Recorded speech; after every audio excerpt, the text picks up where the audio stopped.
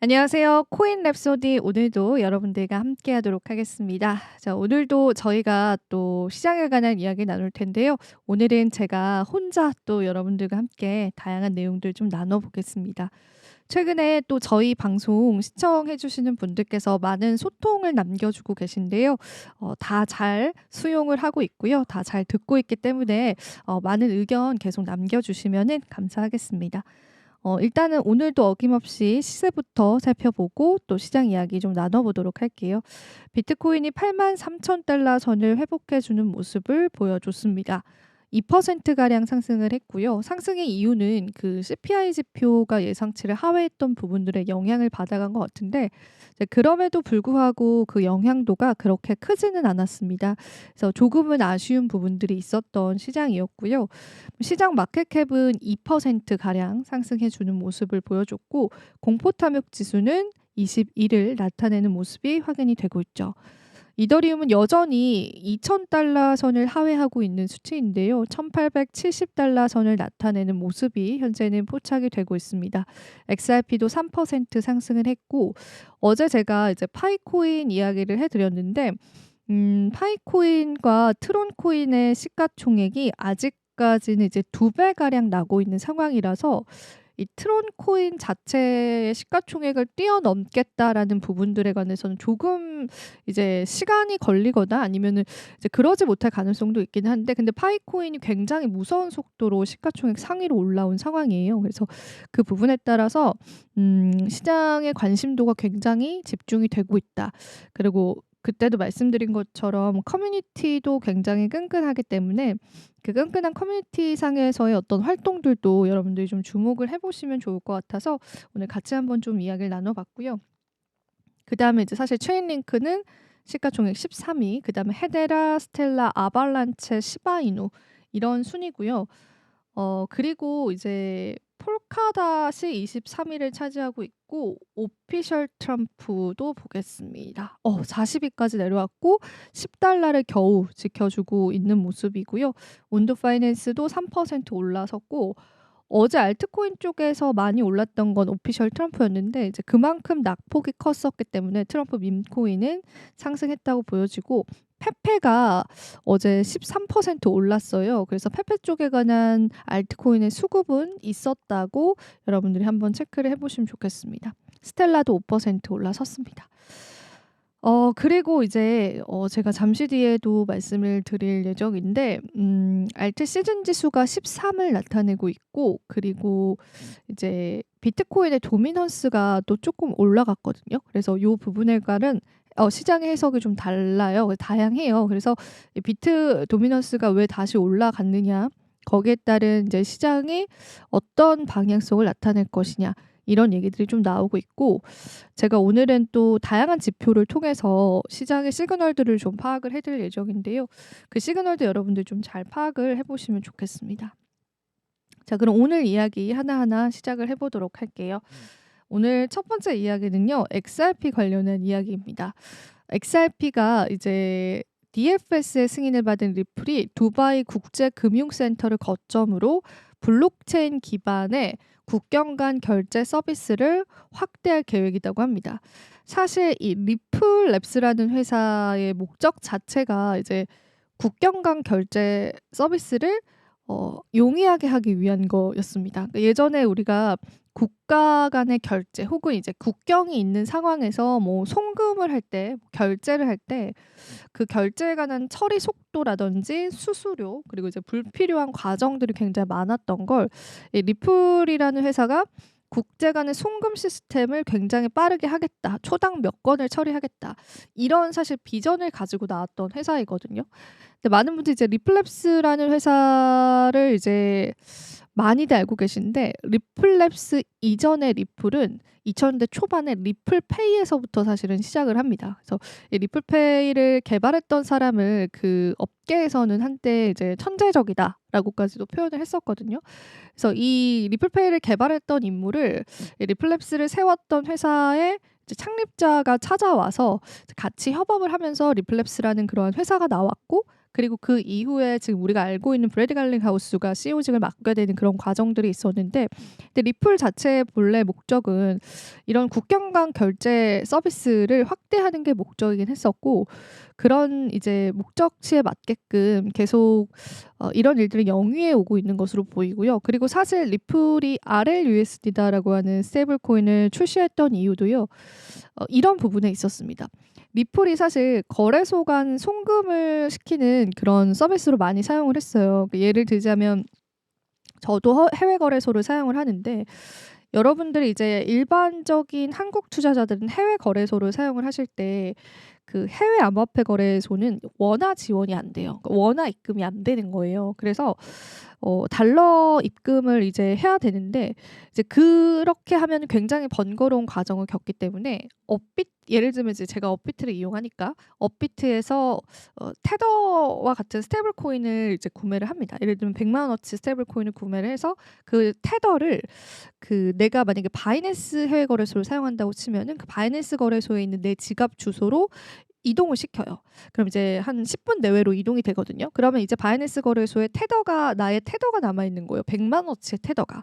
그래서 그 테더를 가지고 이제 그걸로 거래를 시작을 하는 건데, 이런 걸로 이제 암호화폐로도 할 수 있거든요. 그러니까 내가 비트코인 하나를 샀는데 그 비트코인을 다른 거래소로 옮길 수가 있어요. 근데 이제 리플이 그런 식으로 많이 쓰이다가, 리플이 이제 시장에서 변동성이 많이 나왔잖아요. 그래서 리플이 이렇게 이제 옮기는 자산으로 쓰기에는 변동성이 너무 큰 거예요. 그래서 이제 그런 문제점들이 제기가 되면서 리플 스테이블 코인이 출시가 되게 된 건데, 리플이 아직 전체 스테이블 코인에 관한 점유율 대비해서는 그 점유율이 크지는 않아요. 지금 스테이블 코인의 그 시가총액도 굉장히 커지면서 시장이 굉장히 확대되고 있는 상황이잖아요. 근데 이제 그렇게까지 크지는 않는데, 그래도 이제 리플이 이제 어느 정도의 점유율들을 계속 가져가게 된다면 XRP에 관한 가격이 추가 상승할 수도 있다. 그렇게 내다보는 전문가가 있었고, 그 내용을 제가 어제도 여러분들에게 전해드렸던 것 같습니다. 근데 이제 어쨌든 이제 이 내용을 보여드리면서 오늘 이야기를 하게 됐는데,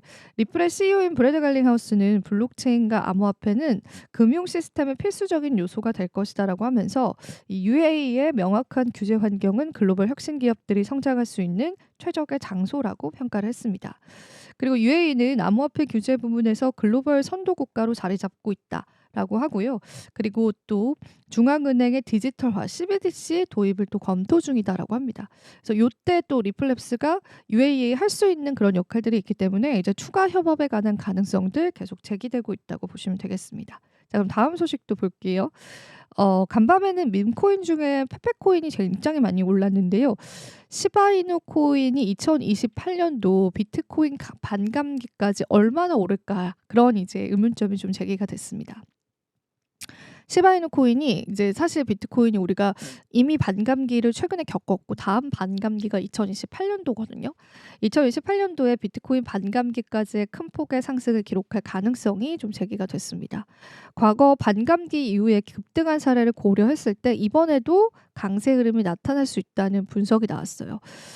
이 덥크립토 베이직에 따르면 비트코인의 반감기는 시장 전반에 걸친 이벤트인데요. 4년마다 채굴 보상이 절반으로 줄어들어서 공급이 감소하는 구조입니다. 그래서 비트코인 강세를 보이면 알트코인도 동반 상승을 한다. 근데 이제 시바이누가 다음 이제 반감기 때 크게 오를 것이다, 이런 이야기가 나왔는데, 저는 이제 이 기사를 가지고 오긴 했지만 이거를 완전히 동의를 하진 않습니다. 왜냐하면은 사실 우리가 지금도 반감기 사이클 안에 있어요. 근데 이게 시장이 반감기에서 이제 상승하겠다고 예상했던 폭이 있는데, 거기까지 가는데 변수가 생겼어요. 지금은 트럼프라는 변수가 생겨서 그 반감기 시즌을 좀 앞당겼다는 이야기가 시장에 나옵니다. 그래서 우리가 보통 시장을 예측할 때는 이전 패턴을 많이 참고를 하잖아요. 근데 뭐 암호화폐 시장은 20년도 되지 않은 신흥 시장이다 보니까 데이터가 많지 않습니다. 그래서 시장의 변수에 관한 데이터적인 공부가 좀 덜 돼 있는 시장이에요. 그러니까 그럴 수밖에 없는 시장이에요. 예를 들면은 뭐 S&P 500 지수의 100년의 역사의 데이터와 암호화폐 시장의 이제 15년, 16년의 그 데이터들을 게다가 이제 초기에는 데이터를 집계하기가 쉽지 않잖아요. 그런 데이터들을 비교를 했을 때 과연 이 암호화폐 시장에 지금까지 나와 있는 데이터를 얼마나 신뢰할 수 있느냐에 관해서는 여전히 많은 의문점이 남습니다. 그래도 우리에게는 우리가 이 시장을 대응을 하려면 이전에 있는 패턴이 굉장히 중요하단 말이에요. 네, 우리가 지금까지 네 번째 반감기를 겪었고 이번이 네 번째 불장이에요. 그래서 지금까지 세 번의 반감기, 세 번의 불장을 겪으면서 시장에서 학습됐던 그 패턴들을 우리는 예상을 하고 거기에 맞는 시장 대응을 하고 있었는데 지금 시장에 이제 트럼프다라고 하는 이제 엄청난 호재가 갑자기 시장에 들어오게 되면서 이제까지의 패턴이 깨졌다라는 분석이 좀 나오고 있거든요. 그래서 이 시장을 과연 예전 패턴만 보고 예측을 할 수 있을까에 관해서 의문이 좀 남는 시점입니다. 그래서 저도 뭐 이전에 반감기 이후에 시바이누가 많이 올랐다라고 해서 이번에도 그리고 다음 반감기에도 시바이누 코인이 많이 오를 것이다라고 하는 거에는 장담을 할 수가 없고요. 특히나 알트코인들은요. 그 불장 때마다의 트렌드가 있습니다. 그래서 그 불장 때 주목받았던 알트코인이 있는데 다음 불장이 되면은 그 대상이 바뀌기는 해요. 물론 이제 주요 알트코인 쪽에는 수급이 계속 오지만 그래서 그런 면에서 봤었을 때도 아마 이 알트코인에 관한 어떤 트렌드가 변화하게 되면요. 그 부분에 따라서 이제 또 전략을 다르게 가져가 봐야 된다고 생각을 합니다. 그래서 지금도 여러분들이 시가총액 보시면 아시겠지만 파이콘이 또 급격하게 올라와 주고 있잖아요. 그리고 예전 같았으면 이더리움이 크게 상승을 해주면서 알트코인의 시즌을 알리는 폭죽 같은 모습을 보여줬어야 됐는데 그런 펌핑도 없는 상황이기 때문에 지금 시장은 우리가 이제 또 다른 데이터로서 접근을 해야 될 것 같고 아직까지도 암호화폐 시장은 그 데이터들을 축적해가는 단계라고 생각이 듭니다. 물론 모든 금융시장은 다 감당할 수 없는 그런 시장이긴 하지만 그래도 암호화폐 시장은 20년째 되지 않은 아직까지는 신흥시장이다 보니까 과연 우리가 이전의 패턴에만 무조건 매몰돼서 그 패턴을 그대로 대입시켜서 시장을 대응하는 게 맞는 것일까? 그런 의문점이 드는 시점입니다. 여러분들도 이 의견에 대해서 다양한 의견 남겨주시면 좋겠습니다. 자, 그리고 오랜만에 캐시 우드 이야기를 해볼까 해요. 캐시 우드는 이제 글자에 가려져서 잘 보이시진 않겠는데 이 인물이죠. 캐시 우드라고 하는 이제 이름을 가진 분이신데 이게 이제 우리 입장에서는 캐시 우드라고 해서 제가 이렇게 스펠링 써드릴게요. 캐시 우드라고 해서 아이고 저 악필입니다. 캐시 우드라고 해서 돈나무 언니다. 요렇게 우리가 예상을 하면서 예전에 한때 그 금융시장에서 굉장히 유명한 인싸 같은 분이셨어요. 그러니까 이분이 막 인싸적인 행동을 해서 인싸다라는 게 아니라 이제 이분이 초기에 테슬라를 이제 대량 매수해서 아마 엄청난 이익을 취하셨을 거예요. 물론 지금 테슬라가 이제 고점을 찍고 시장에서 뭐 급등락을 반복하고 있는 상황이긴 하지만은 이 캐시 우드 같은 경우에는 많은 테슬라 초기 투자를 통해서 많은 돈을 거뒀던 그런 분이어서 한때는 이제 우리 주식 투자하는 사람한테 돈나무 언니가 뭘 샀대 이런 것들이 약간 투자의 지표로 활용이 되기도 했었습니다. 근데 캐시 우드가 또 그 크립토 채널에서 굉장히 유명했던 이유는 캐시 우드가 크립토를 굉장히 좋아하고 먼저 선구적으로 이 자산에 관해서 굉장히 호의적이었던 인물입니다. 근데 이제 캐시우드의 투자 전략이 바뀌었어요. 그래서 예전에 우리 주식시장에서도 캐시우드가 테슬라를 팔았대 이런 것들이 또 뉴스가 되기도 했었거든요.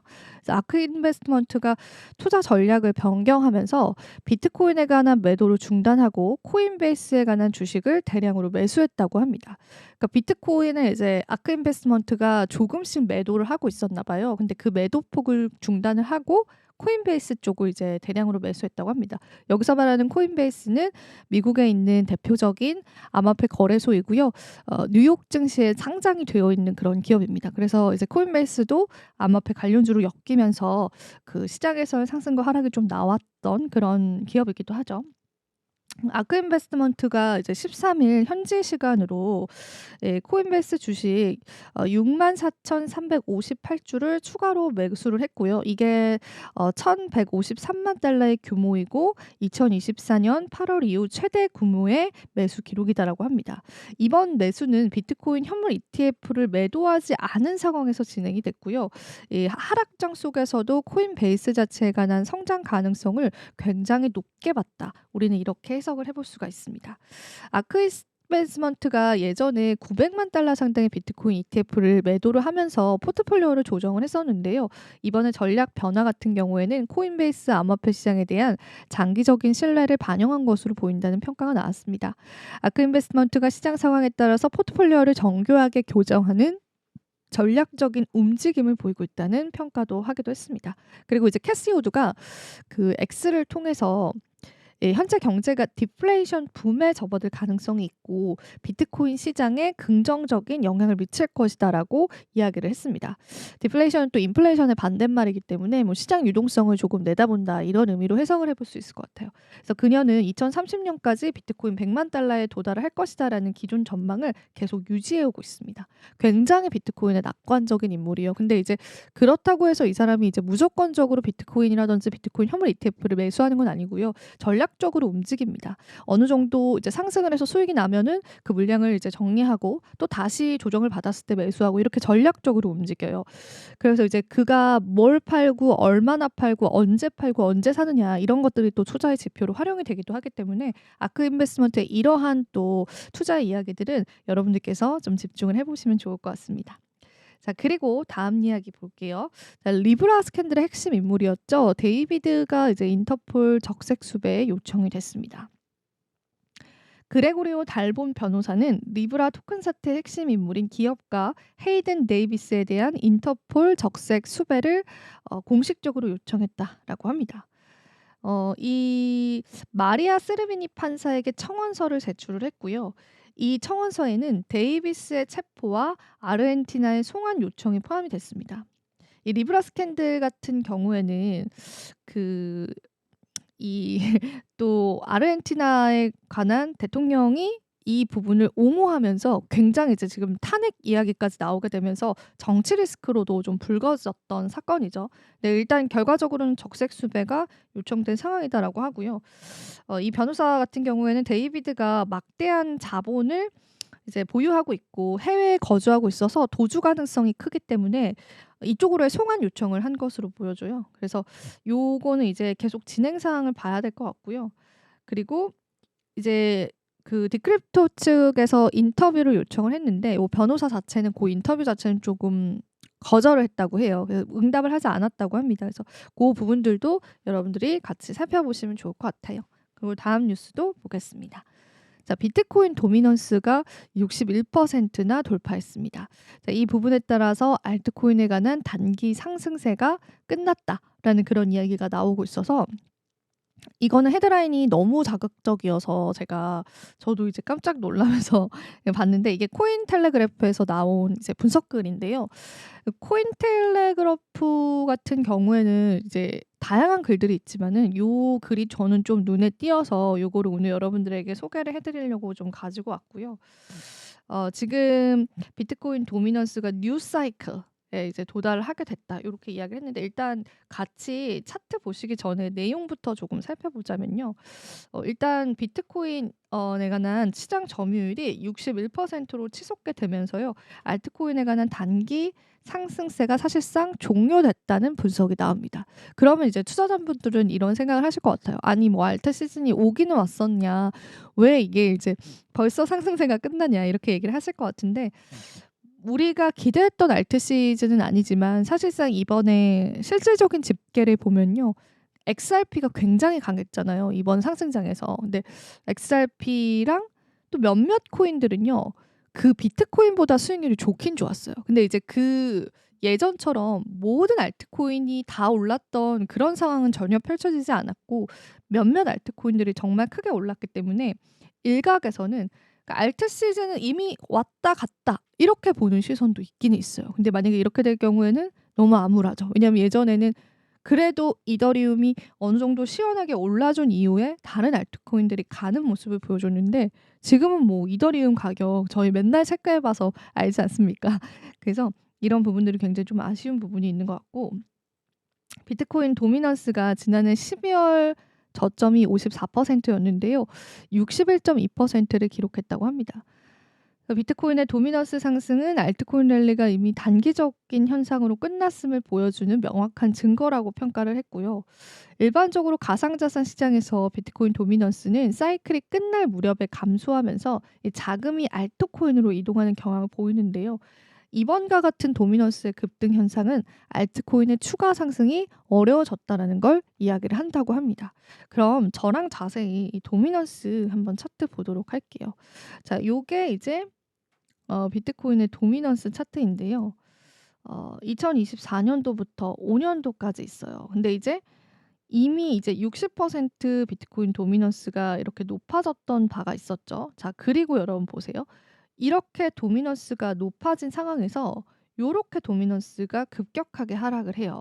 그러면서 이제 알트 쪽으로의 수급이 가거든요. 근데 이때 중요한 건 우리가 기다렸던 알트코인들이 크게 상승이 나오지 않았어요. 물론 이제 XRP는 정말 크게 상승이 나왔는데 다른 코인들은 크게 상승이 나오지 않았습니다. 그런데 그러고 나서 이제 도미넌스가 서서히 올라가다가요. 요렇게 또 한 번 61%, 61.2% 요렇게 또 고점을 찍게 됩니다. 그래서 사실상 알트 시즌이 단기적으로는 종료가 됐다. 요렇게 보는 분석이 나왔습니다. 그래서 이게 참 제가 말씀드리면서도 참 속상하다 이런 생각이 들기는 해요. 근데 이거는 이제 하나의 견해이고 이제 다른 견해들도 시장에 있기 때문에 여러분들이 다양한 관점에서 지켜보시면 좋을 것 같습니다. 그래서 요것도 오늘 전달을 해드리려고 가지고 왔고 그리고 이제 이거는 오늘 마지막 지표가 될 것 같은데요. 글로벌 M2라고 해서 통화량이라는 게 있습니다. 그러니까 뭐 유동성 지표로 우리가 많이 활용을 하죠. M2 지표는 이제 다양한 지표들 중에 워낙 유명한 지표고 아마 시청자분들께서도 뭐 고등학교 때 경제 관련한 그런 과목을 수강을 하셨다면은 요 M2에 관해서는 다 들어보셨을 겁니다. 그래서 M2도 우리가 한국은행의 M2 그리고 한국은행에서 제시한 M2 또 글로벌 M2 이렇게 해가지고 그 M2에 따른 다양한 논문도 시장에 게재가 되어 있거든요. 그래서 요 오늘 글로벌 M2와 비트코인과의 상관관계를 좀 자세히 말씀드리고 싶어서 마지막 이야기, 하이라이트 이야기로 가지고 왔습니다. 실제로 블룸버그에서 이런 분석을 내놓았어요. 비트코인의 가격과 어떤 것이 상관관계가 가장 높은가? 근데 비트코인이라는 것 자체는 그 역사가 길지 않습니다. 2009년에 이제 사토시 나카모토가 개발을 하고 거래소에서 처음 거래됐을 때가 2010년도였는데요. 그 10년도 그리고 우리가 2025년도를 지금 살고 있으니까 한 15년, 16년 정도 이제 자산으로서의 어떤 다양한 변동성을 겪었습니다. 근데 그런 비트코인을 어떤 상관관계에 대입을 시킬 것이냐 대표적으로는 달러 인덱스와의 상관관계도 보고요. 골드와의 상관관계도 보고요. 그리고 그 뉴욕 증시와의 상관관계도 봅니다. 그리고 이제 금리와의 상관관계도 보고 한국 지수와의 상관관계는 잘 보지 않아요. 왜냐하면 상관관계 그렇게 많지 않습니다, 여러분. 한국이라는 나라는 그러니까 너무 훌륭하고 저의 나라이긴 하지 우리 나라이긴 하지만은 그 글로벌 시장을 이제 차지하고 있잖아요. 암호화폐 시장은. 그래서 한국에 있었던 리스크가 그 암호화폐 전체 시장의 영향력은 크게 미치지는 않습니다. 예를 들자면 우리가 예전에 정치 리스크가 한번 있었을 때 업비트 접속 장애가 났었잖아요. 그런데 이제 해외 거래소에서는 가격분들이 그렇게 크게 많이 나진 않았습니다. 그런 정도로 영향력은 미비한데 그러면 이제 비트코인을 어떤 자산과 비교를 하면서 시장의 흐름을 예측을 할 것이냐. 이제 블룸버그에서 결론부터 말씀을 드리자면 이 M2에 관한 비트코인의 상관관계가 90%가 넘어간다고 예측을 했습니다. 그래서 그 이야기 오늘 한번 풀어드릴게요.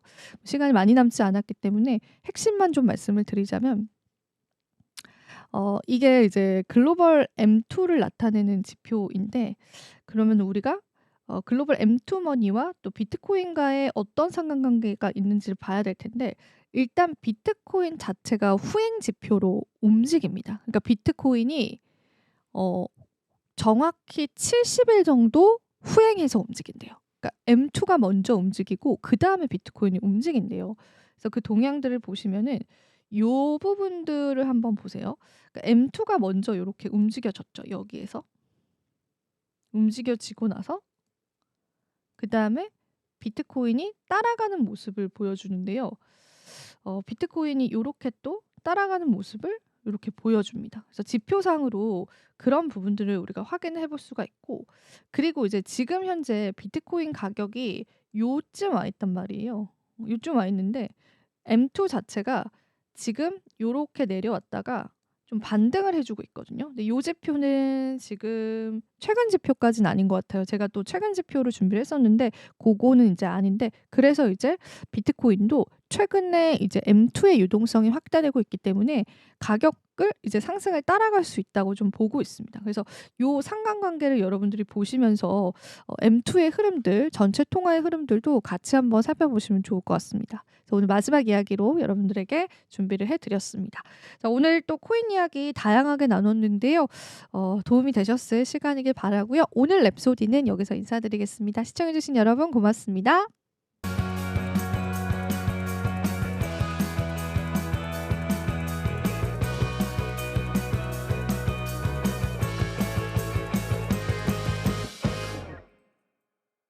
시청자 여러분 안녕하십니까? 국내외 주요 소식 전해드리는 모두의 증시 고유림입니다. 첫 번째 뉴스입니다. 삼성전자가 독일에서 중국 가전업체 TCL을 상대로 제기한 상표권 침해 소송에서 승리하며 중국 기업들의 카피캣 관행에 제동을 걸었습니다.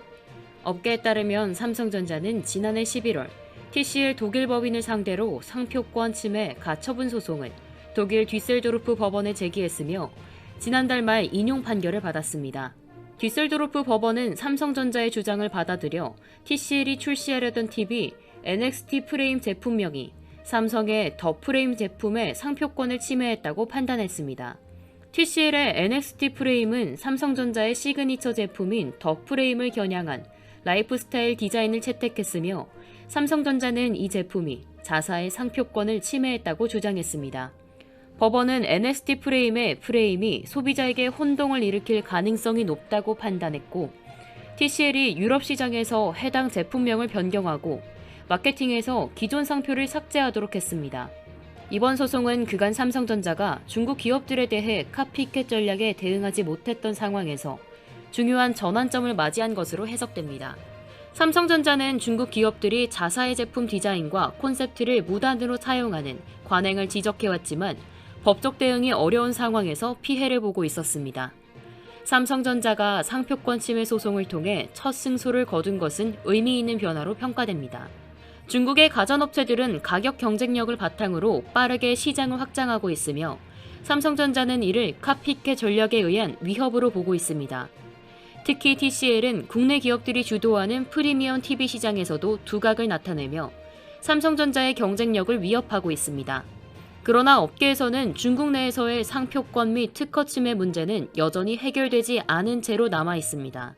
중국 당국은 자국 기업들의 지적재산권 침해에 대해 적절한 대응을 하지 않는 경향이 있어 한국 기업들이 중국 시장에서 발생하는 피해를 법적으로 해결하는 데 어려움을 겪고 있습니다. 이번 판결로 삼성전자는 유럽에서 중요한 승리를 거두었지만 중국 내수 시장에서의 지적재산권 보호에는 여전히 많은 어려움이 남아있는 상황입니다. 삼성전자가 향후 중국 시장에서의 법적 대응을 어떻게 전개할지 귀추가 주목됩니다.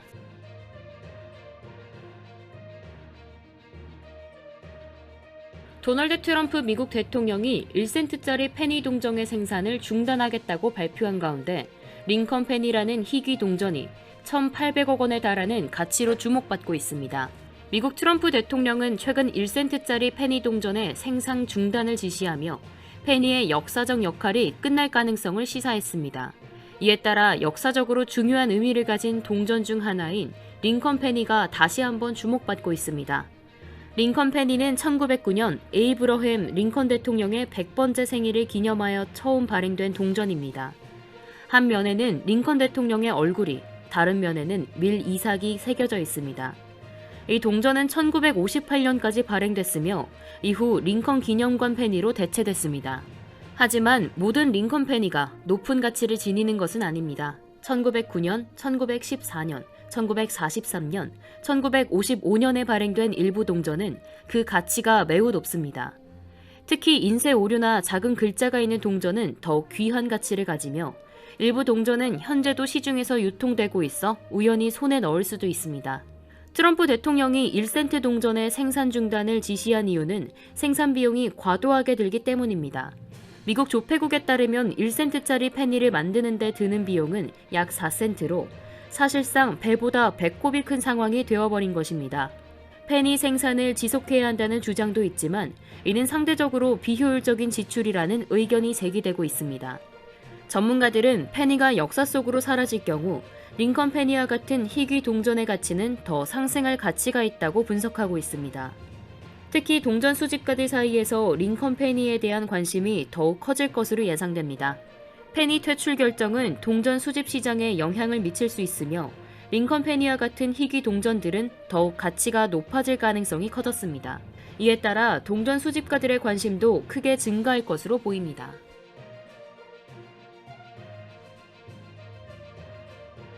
카카오는 포털 서비스인 다음을 별도의 독립법인으로 분사한다고 발표했습니다. 2014년 카카오와 다음 커뮤니케이션이 합병한 지 11년 만에 이뤄진 결정으로 카카오는 앞으로 AI와 카카오톡 등 핵심 사업에 집중할 계획입니다. 이로 인해 다음의 매각 가능성도 제기되고 있습니다. 카카오는 13일 사내 타운홀 미팅을 통해 포털 서비스 다음을 별도의 독립법인으로 분사할 계획이라고 밝혔습니다. 분사 시점과 사명 등 구체적인 사항은 아직 논의 중이지만 독립법인 다음은 양주의 콘텐츠 사내 독립기업 대표가 이끌 것으로 예상됩니다. 카카오는 직원들에게 본사에 잔류할 수 있는 선택권도 제공하기로 했습니다. 카카오는 이번 분사를 통해 AI와 카카오톡 등 핵심 사업에 집중하고 비핵심 사업을 정리하고 있다는 점에서 매각을 염두에 둔 결정으로 해석되고 있습니다. 카카오는 다음을 포함한 여러 비핵심 사업의 재편을 진행 중이며 이번 분사가 그 일환으로 이루어졌습니다. 한때 국내 1위 포털 서비스였던 다음은 최근 몇 년간 검색 점유율이 크게 하락했습니다. 2월 기준으로 국내 웹검색 시장에서 다음의 점유율은 2.73%로 한때 1위를 차지했던 시절과 비교해 큰 차이를 보였습니다. 이런 변화는 사업 재편이 불가피하게 만든 배경 중 하나로 분석됩니다. 정신아 카카오 대표는 경영 효율화와 비핵심 사업 정리를 적극 추진하고 있습니다. 정 대표는 모든 결과값이 나오기까지 시간이 걸릴 것이라며 비핵심 사업 정리 방향을 지속적으로 이어가겠다고 강조한 바 있습니다. 카카오는 이를 통해 핵심 사업에 집중하며 경쟁력을 강화할 계획입니다. 한편 카카오 창업자 김범수 의장은 이날 건강상의 이유로 카카오그룹의 의사결정을 총괄하는 CA협의체 공동의장 자리에서 물러났습니다. CA협의체는 이후 정 대표 단독의장 체제로 전환됐습니다. 카카오는 다음 분사와 함께 경영 효율화를 더욱 강화할 것으로 예상되며 매각 가능성에 대한 논의도 활발히 이루어질 것이라고 전망됩니다. 카카오는 앞으로 AI와 카카오톡 등 핵심 사업에 집중하며 글로벌 시장에서 경쟁력을 더욱 강화할 계획입니다.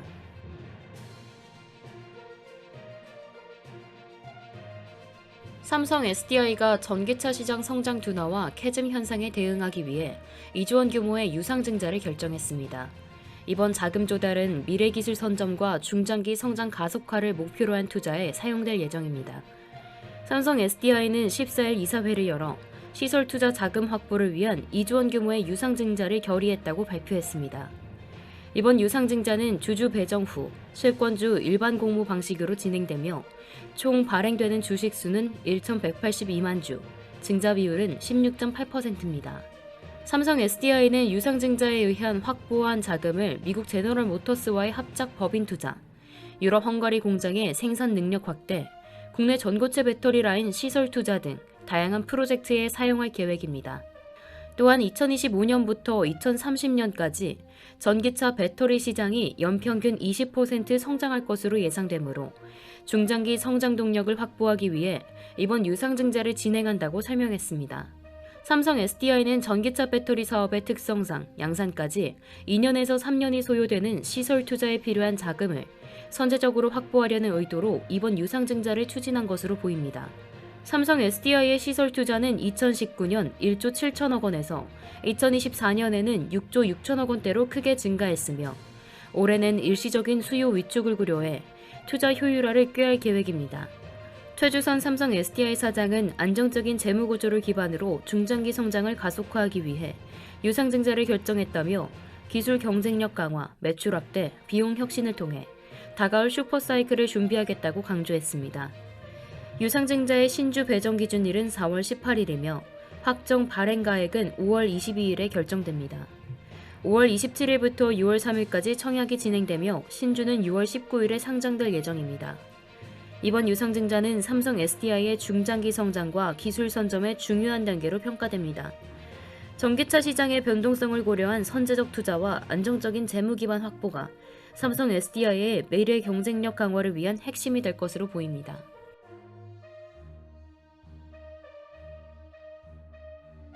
현대제철이 철강업계의 심각한 위기 상황을 맞아 비상경영체제에 돌입하며 임원급여를 20% 삭감하고 전 직원 대상 희망퇴직을 검토하는 등 강도 높은 자구책을 발표했습니다.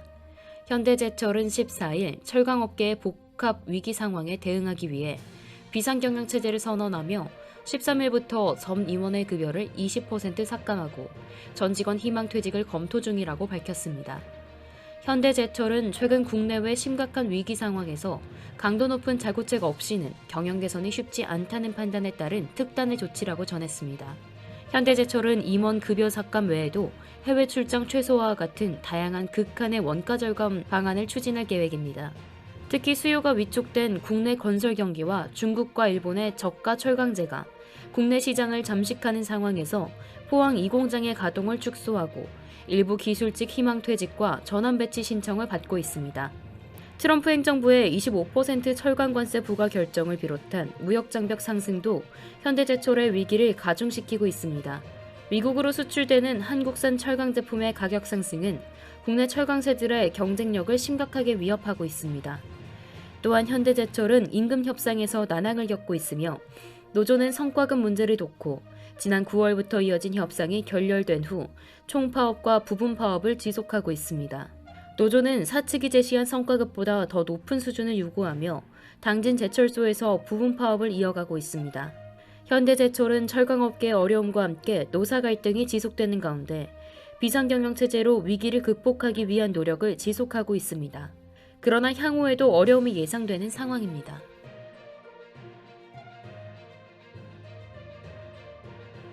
하나오션이 미국 해군의 군수 지원함 윌리 쉬라호의 정비를 마친 뒤 성공적으로 출항했다고 13일 밝혔습니다. 이번 정비는 하나오션 거제 사업장에서 6개월 동안 진행된 대규모 프로젝트로 국내 조선업계와 지역 협력업체에도 긍정적인 영향을 미쳤습니다. 하나오션은 미국 해군의 군수 지원함 윌리 쉬라호의 정비를 성공적으로 완료하고 출항했다고 밝혔습니다. 윌리 쉬라호는 4만 톤급 군수 지원함으로 하나오션은 지난 6개월 동안 선체 및 기관 유지 보수, 주요 장비 점검 및 교체, 시스템 업그레이드 등을 포함한 전반적인 정비 작업을 진행했습니다. 하나오션은 초기 계약 시 예상하지 못한 새로운 정비 소요가 발생함에 따라 기존 계약보다 규모가 대폭 증가한 수정 계약을 체결했다고 설명했습니다. 윌리 쉬라호는 지난해 7월 하나오션이 미국 해군 보급체계 사령부와 함정 정비 협약을 체결한 이후 첫 번째로 수주한 프로젝트입니다. 이로써 하나오션은 국내 조선사가 미 해군의 유지, 보수, 정비 사업을 수주한 첫 사례를 기록하게 됐습니다. 하나오션은 이번 프로젝트를 계기로 미국 해군과의 협력을 강화하고 글로벌 MRO 시장에서 새로운 기회를 창출할 계획입니다. 하나오션은 이미 미 해군 7함대 소속 급유함 6콘호의 정기 수리 사업도 수주한 상황입니다. 올해 하나오션은 미 해군 함정 MRO 사업에서 총 5척에서 6척을 수주하는 목표를 세우고 있습니다. 미 해군 해상수송사령부 한국파견대장은 이번 프로젝트의 성공을 한미 양국 간의 긴밀한 협력관계의 증거로 평가하며 향후에도 이러한 협력관계를 더욱 강화할 많은 기회가 있을 것이라고 기대감을 나타냈습니다. 하나오션은 이번 성공적인 프로젝트를 통해 한국 조선업의 기술력과 신뢰성을 전 세계에 입증했으며 앞으로도 한미 해군 협력을 더욱 강화해 글로벌 해군 MRO 시장에서 새로운 기회를 창출할 계획입니다.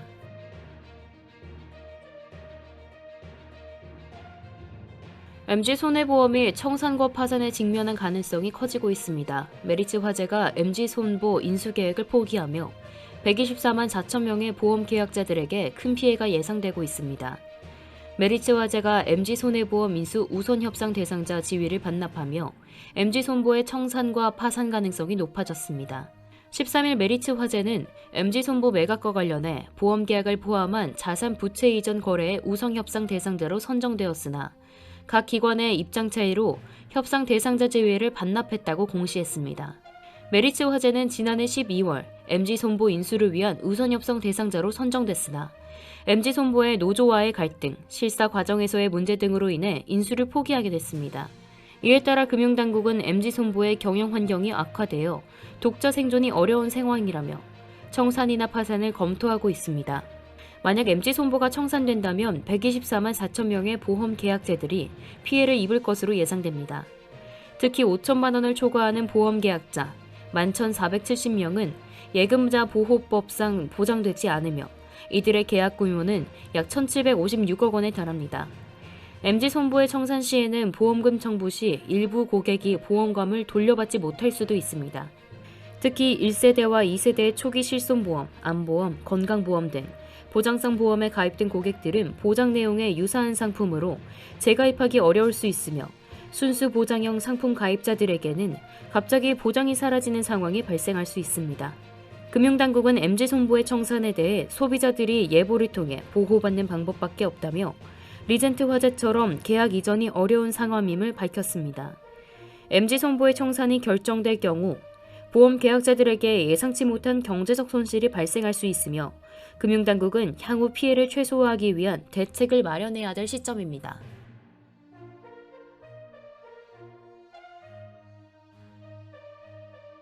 한국수력원자력의 체코 신규 원전 수주 협상이 막바지 단계에 접어들면서 계약 체결 일정이 가까워지고 있습니다.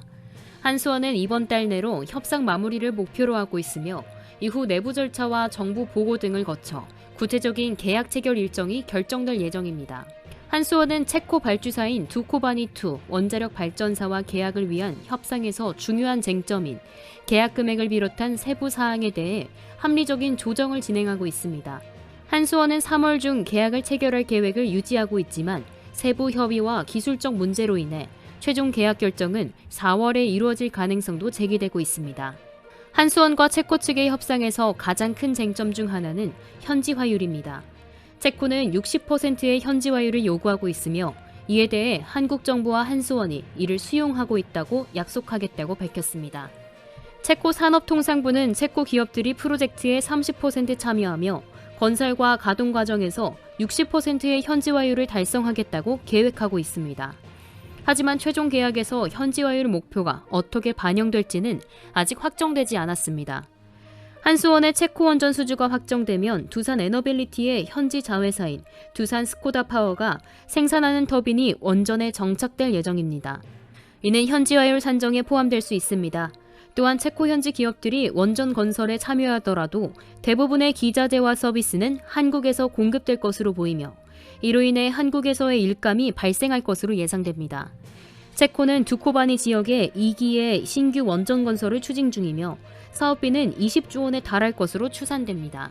한수원이 이번 계약을 체결하면 2009년 아랍에미리트 바라카 원전 이후 16년 만에 두 번째 원전 수출 수주를 하게 되는 셈입니다.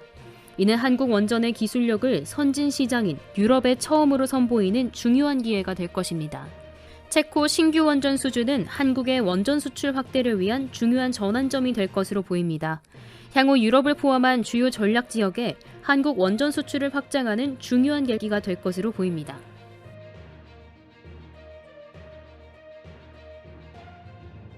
도널드 트럼프 미국 대통령의 가족이 세계 최대 가상화폐 거래소인 바이낸스에 미국 법인에 대한 지분 확보를 논의하고 있다고 월스트리트 저널이 13일 보도했습니다.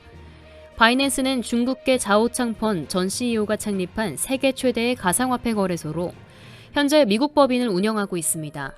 하지만 자오창펑은 자금 세탁 등의 혐의로 미 법무부에 의해 기소되었고 지난해 5월 징역형을 선고받고 CEO직을 사임했으며 43억 달러의 벌금을 내기로 합의했습니다. 이번 논의는 트럼프 대통령 당선 이후 바이낸스가 트럼프 측근들에게 접근해 사업 거래를 제안하며 시작된 것으로 알려졌습니다. 전문가들은 바이낸스가 미국 시장에 재진입하려는 전략의 일환으로 자오창펑이 트럼프 행정부로부터 사면받기 위한 목적으로 이 논의를 진행하고 있다고 분석하고 있습니다. 자오창펀이 사면을 받으면 바이낸스는 미국 시장에 복귀할 수 있을 뿐만 아니라 국제적인 비즈니스 운영도 용이해질 것으로 기대됩니다. 현재 바이낸스의 미국 법인은 미정부의 규제 조치와 좌우창펑에 대한 기소 이후 시장 점유율이 27%에서 1%로 급락한 상황입니다. 이로 인해 트럼프 가족의 바이낸스 지분 확보가 이루어진다면 미국 시장에서 가상화폐 거래소의 잠재적인 부활 가능성을 열어줄 수 있다는 분석이 나오고 있습니다. 이와 관련해 트럼프 가족은 바이낸스 미 법인에 대한 투자를 직접 하거나 트럼프가 2022년 9월에 출범한 가상화폐 벤처인 월드리버티 파이낸셜을 통해 지분을 확보할 것이라고 예상됩니다. 하지만 이는 전례 없는 이해 충돌 문제를 야기할 수 있다는 지적도 발생되고 있습니다. 특히 트럼프 대통령의 권한을 이용해 가족이 사업적인 이익을 얻는 상황이 발생할 수 있기 때문입니다. 한편 바이낸스는 최근 아부다비 정부 산하의 인공지능 투자 회사인 MGX로부터 20억 달러의 투자 유치 소식을 전했으며 MGX는 트럼프 대통령이 발표한 미국의 AI 인프라 프로젝트인 스타게이트에도 참여하고 있습니다. 이번 논의는 가상화폐 시장의 재편성에 큰 영향을 미칠 수 있으며 특히 트럼프 가족의 사업적 결정이 정치적 논란과 결부될 가능성도 존재합니다. 향후 이와 관련된 추가적인 발전이 주목됩니다.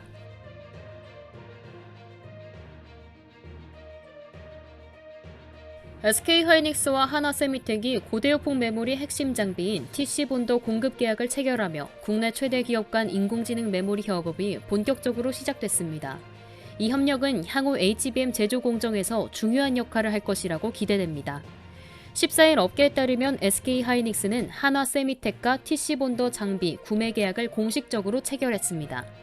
이 계약에 따라 한화세미텍은 SK하이닉스에 약 10대의 TC본더를 초도 물량으로 공급할 예정이며 이후 연내 HBM 수요의 급증에 대응해 추가적으로 공급할 가능성이 큽니다. 올해 SK하이닉스는 60대에서 80대의 TC본더를 구매할 예정이며 한화세미텍은 이 중 30대 이상의 공급을 맡을 것으로 보입니다. 이 장비는 5세대 HBM 12단과 올해 양산 예정인 6세대 HBM 제조에 필수적인 장비입니다. TC본더는 SK하이닉스의 HBM 제조 공정에서 중요한 역할을 합니다. HBM은 여러 개의 칩을 수직으로 쌓는 과정에서 매스 리폴로 몰디드 언더필 공정을 통해 칩을 결합합니다. TC본더는 이 수직 적층 과정에서 D램을 정확하게 쌓고 고정시키는 초벌 가접합 작업을 담당합니다. 하나세미텍은 지난해 6월 자체 개발한 TC본더 시험 제품을 SK하이닉스에 납품하며 약 9개월 만에 이번 공급 계약을 성사시켰습니다. 하나세미텍은 이번 계약을 통해 SK하이닉스의 공급망에 본격적으로 진입하게 되며 이에 따라 기존 TC본더 공급 업체인 한미 반도체와의 경쟁이 더욱 치열해질 것이라고 예상됩니다. 또한 하나세미텍은 차세대 HBM 기술인 하이브리드 본딩에 필요한 장비도 개발 중입니다. 이와 관련해 김승현 한화그룹 회장의 삼남인 김동선 한화세미텍 부사장은 반도체 장비 사업을 직접 챙기며 시장을 빠르게 확장할 계획이라고 밝힌 바 있습니다. 이런 협력은 SK하이닉스와 한화세미텍 간의 기술적 시너지를 강화할 중요한 계기가 될 것으로 보입니다. 향후 TC본더와 하이브리드 본딩 기술의 발전이 HBM 시장에서 중요한 경쟁력을 발휘할 것으로 기대됩니다.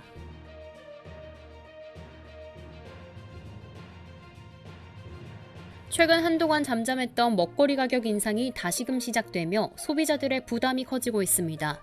맥도날드가 햄버거와 음료, 사이드 메뉴 등의 가격을 인상한다고 밝혔고 농심을 비롯한 주요 식품 기업들도 가격 인상 행령에 참여했습니다. 한국 맥도날드는 13일 다시 가격을 인상할 예정이라고 밝혔습니다. 지난해 5월 16개 메뉴의 가격을 인상한 지 약 10개월 만에 또다시 가격을 올리기로 한 것입니다.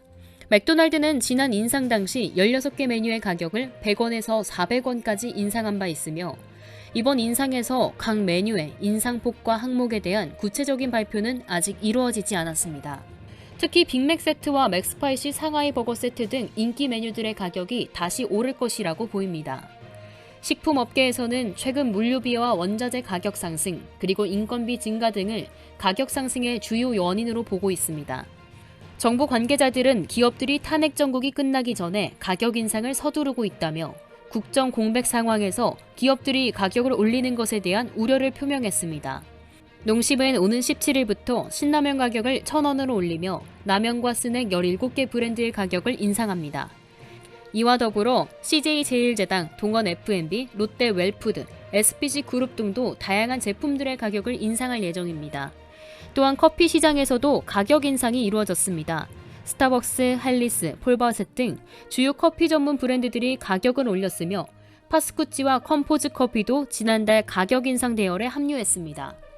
이러한 가격 상승은 소비자들의 일상적인 생활비를 더욱 압박하고 있으며 경제적인 부담을 가중시키고 있습니다. 통계청에 따르면 지난 2월 가공식품 물가는 2.9% 상승하며 13개월 만에 최대 폭의 상승률을 기록했으며 외식 물가는 3% 상승한 것으로 나타났습니다. 이 같은 가격 인상이 소비자들에게 미치는 영향은 불가피할 것으로 보입니다.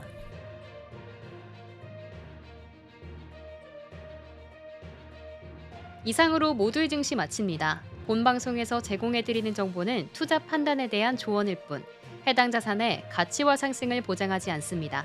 시청해주신 여러분 고맙습니다.